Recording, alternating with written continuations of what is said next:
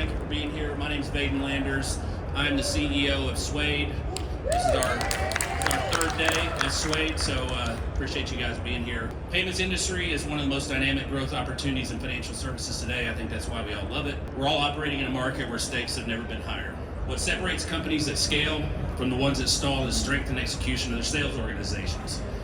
Building a sales engine that can grow, one that develops strong partnerships, tightens conversions, and retains the merchants that we've already won. That's the defining operational challenge of our moment. That's exactly why we're here today. That's the point of this whole session. We have an outstanding program lined up for you guys. Real practitioners, real playbooks, real insights that you can take back and apply in your lives and your businesses. Please welcome the moderator of our first session of the day, Gretchen Bender, SVP, Strategic Partnerships and Embedded Payments, MAPP Advisors, to lead the discussion, tools to support ISO and agent growth strategies. So I'd like to welcome to the stage Mr. Vaden, Mr. D. Karawadra, and Mr. Suede. Good morning, thank you for being here. Let's just get right into it. We all know the ISO space has gotten incredibly competitive. D, I'm going to ask the first question to you. What does a good channel partnership look like to you? It's funny because all these years, not a lot has changed. ISO partnership depends so much on your personal needs and what you want, right? So 95-5 is great, or 90-10 is great. The problem is that what do you get with that, right? So what are you looking for? Is it technology that's important? I think the vertical that you're going after is probably more important. And this is probably one of the hardest things for every ISO to determine. What was important to us was speed. Is speed important to you? Then what cost does that come with, right? So I think partnerships depend so much on your personal needs that you should probably make a list. And if revenue is on top, you better have all these other channels to help enhance your books or technology to be able to sell these things. So I think that's the most important thing, is probably come up with a list and figure out what's the top and what's the bottom, and then kind of work your way through it. Absolutely. Vaden, any thoughts on that? I would just add that, listen, I've been doing this my whole life, and the one thing that I've learned about partnerships is if your interests aren't aligned, but your intentions are, there's going to be an imbalance. Interests have to be aligned, intentions have to be aligned, and if they're aligned, great partnerships can form from that. What we try to avoid, and I think what you guys also try to avoid, is situations where we come in and say, hey, what are you looking for? A partnership? And if 99% of the people we talk to are honest, they'd say, well, I'm looking for one where I win and you lose. How's that sound? And that's not going to drive long-term value. It's not going to help you guys and everybody in this market who's trying to create value, get to an exit, build a life for themselves and their families. I mean, we're interested about creating value, and value has to be something that everybody's focused on, not just one side of the equation. That's what I would add. Absolutely. I think equally important is retention, minimizing attrition as much as possible. So Saint, I'll direct this question to you.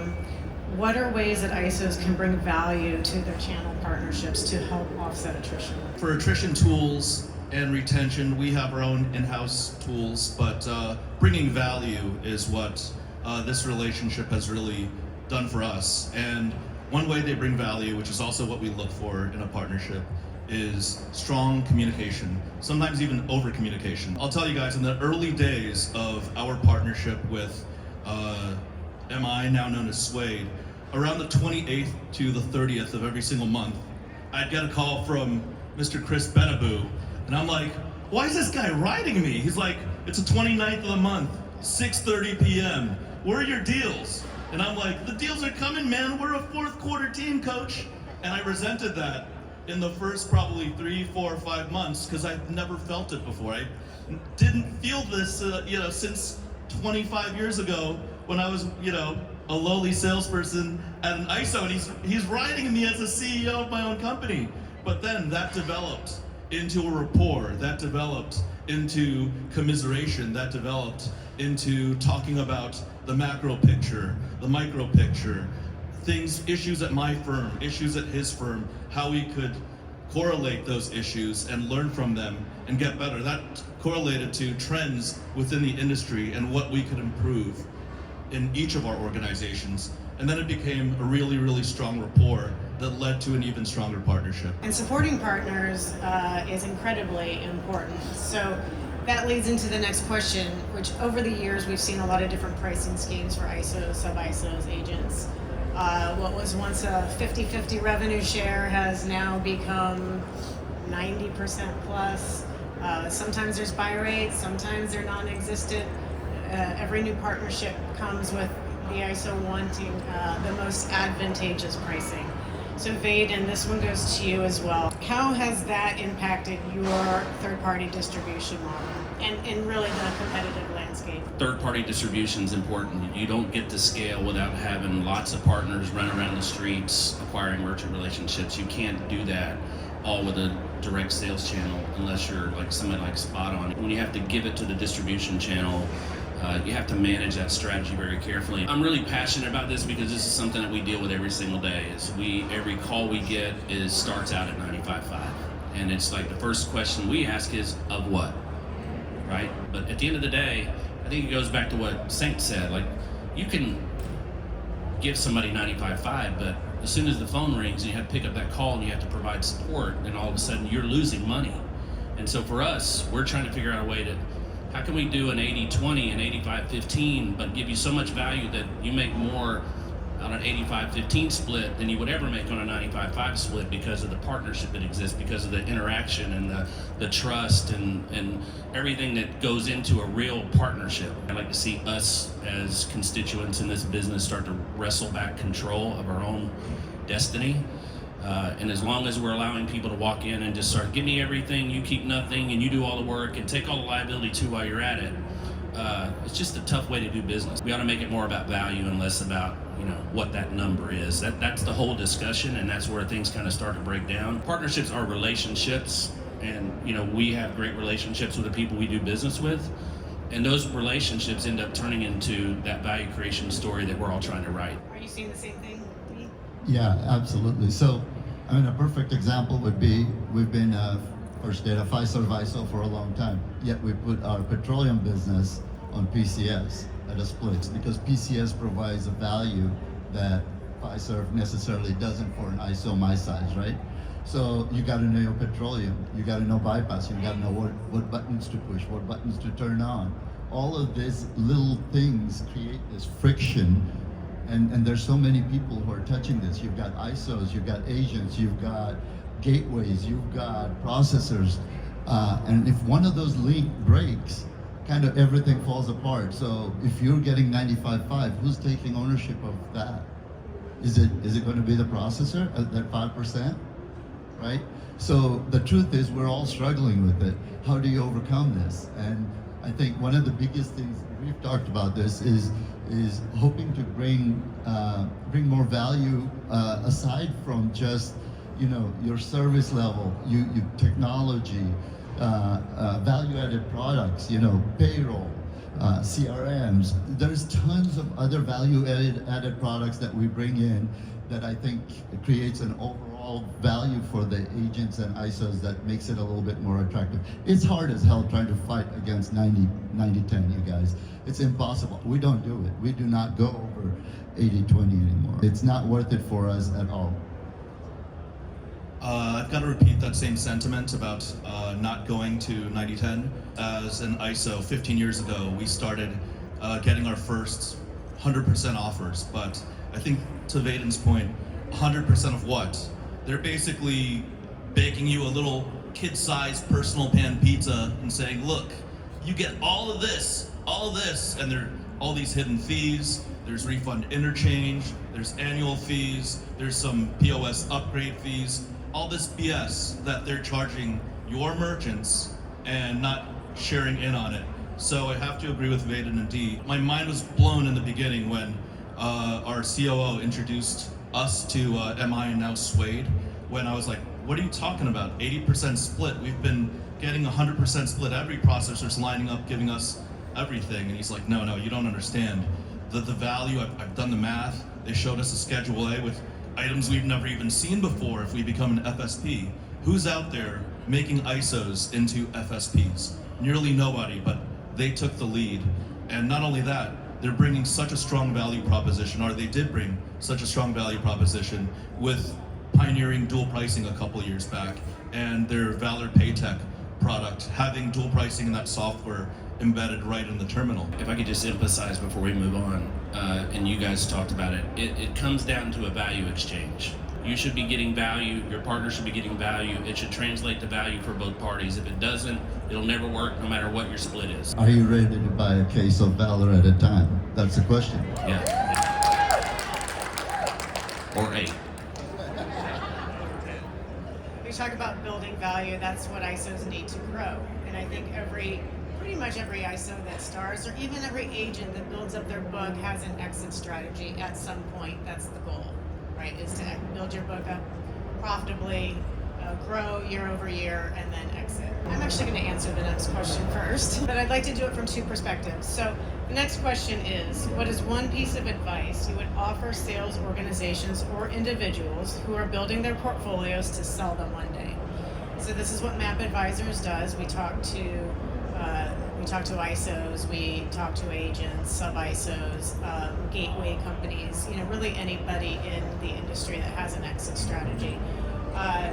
And one of the things I can say that makes our jobs easier and creates the highest valuation for any portfolio is to have growth.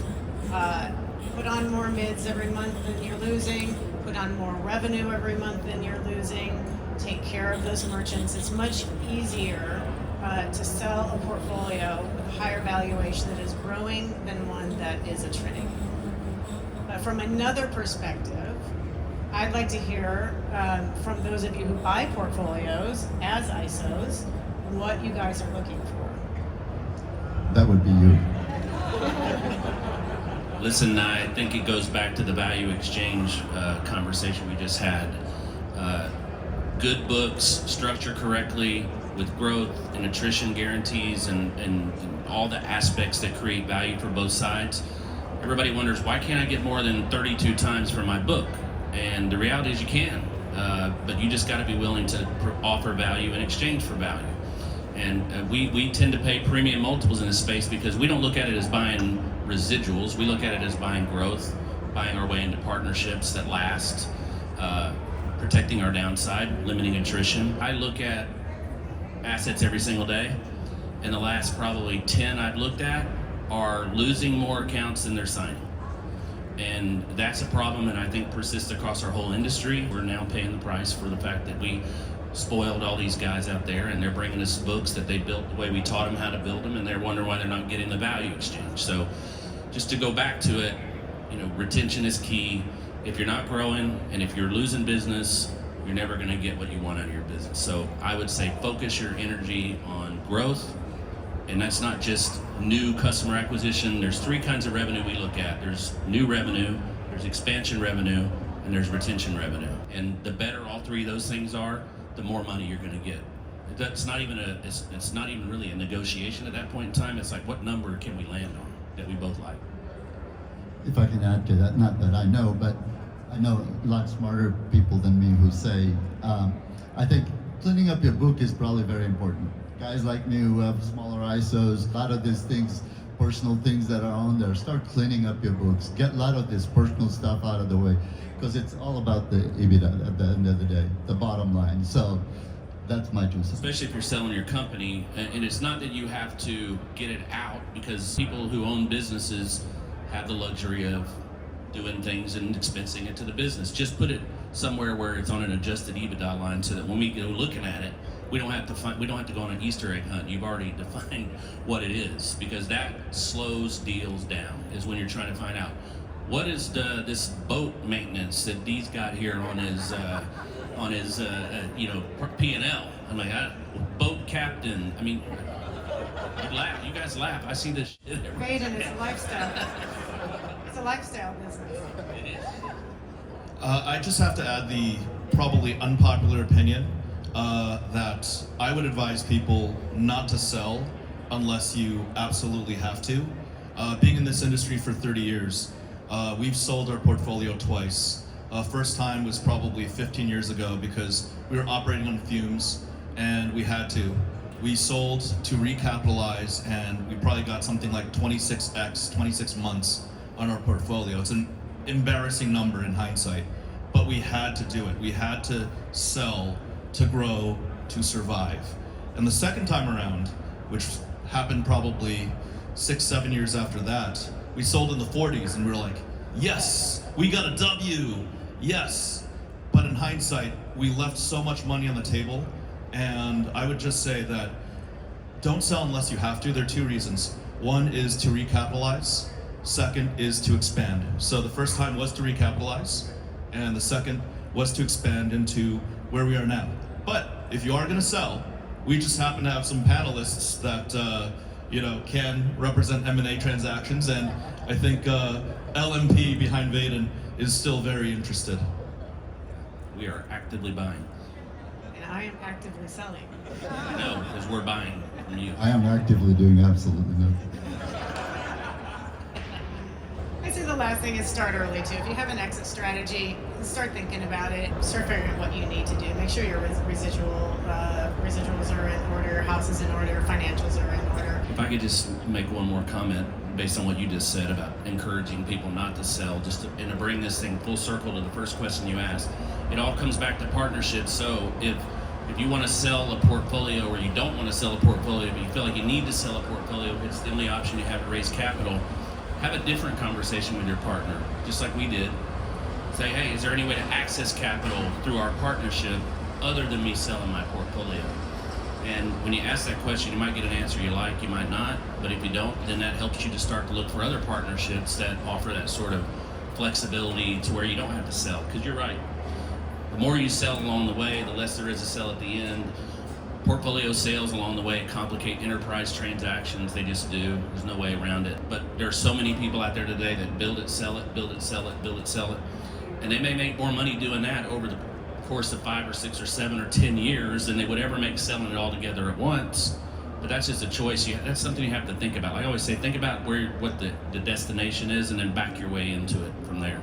If you think you can get to it better that way, do it. If you can't, I would follow Saint's advice and keep that book intact as long as you can. That's a great point.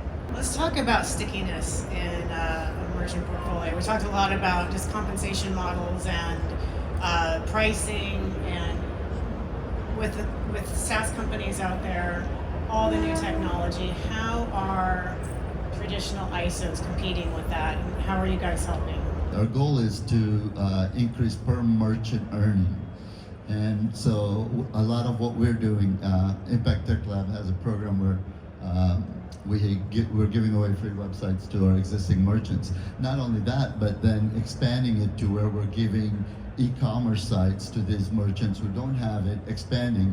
So in a way, yes, we're charging an additional, $29.95, $49, whatever it is, but at the same time, it's bringing value to that merchant. So it's been a big hit for us. It also makes it very sticky to live. They just, for some reason, feel like, I've got my website here, I've got my gift cards here, I've got my payroll here, I'm not going anywhere type of thing. On top of that, we are also innovating our products, and we're leveraging tools like Suede's CRM. I've never actually logged into our CRM, but my COO and CFO say that MI and Suede have the most valuable CRM that they've seen in their careers, and our team leverages that. On top of that, we've been constantly developing. We found out probably 7-8 years ago that the ISV channel within the ethnic restaurant community wasn't going to work out, because every single time an ISV saw us board 200 or 300 or 500 merchants of theirs, they're like, hey, maybe we're in the wrong business. Maybe we need a piece of that business. And then they would sign an ISO agreement and move. We ended up building our own POS, and today we're in the middle of building our own cloud-based POS. And we've even just recently developed our tap-to-pay mobile POS, and linked to that within the same cloud environment are our AI agent ordering tools for small businesses. So we need to continue to innovate. We also integrate marketing tools real-time, full-service digital marketing within that payments environment, and we pull back that payments data and tell our merchants where they're improving on, where they need work on, what days, what afternoons are better for them, where they need to put their specials on, merchant by merchant, and we sit down and we consult with them, because just like Suede and MI believe in partnership, we believe in partnership with our merchants as well. Can I add one thing? I want to say that word value again. If you're selling merchant services, you're probably selling the wrong thing. Merchant services should be the last thing we're talking about in these discussions, because it's such a highly commoditized service you can buy from anywhere. It's hard to differentiate. But if you can go in there and sell a point of sale solution that solves problems all across the business, and as you're walking out the door, take merchant services with you at documented price. I mean, it's not, well, let me see your statements. It's like, here's what it costs. They signed a line and payments are activated. That's how we should be selling. That's how value is ultimately created in this business. And again, all this ultimately points back to the other conversation about the M&A. If you do all that right, you get strong growth, you get strong retention, you get strong earnings, you get more money. So sell payments last, sell value first is what I would say. Absolutely, technology is kind of taking the lead now. Absolutely. Couldn't agree more. Thank you guys for including me on this. Absolutely. Thanks for doing it. Absolutely. I appreciate it as well. I mean, I've been coming to these things since my early 20s, and I ask myself, it's like, what's it take to get on stage? I guess you gotta bust your ass for about 25 years and learn a thing or two along the way. Thanks again. Thank you all.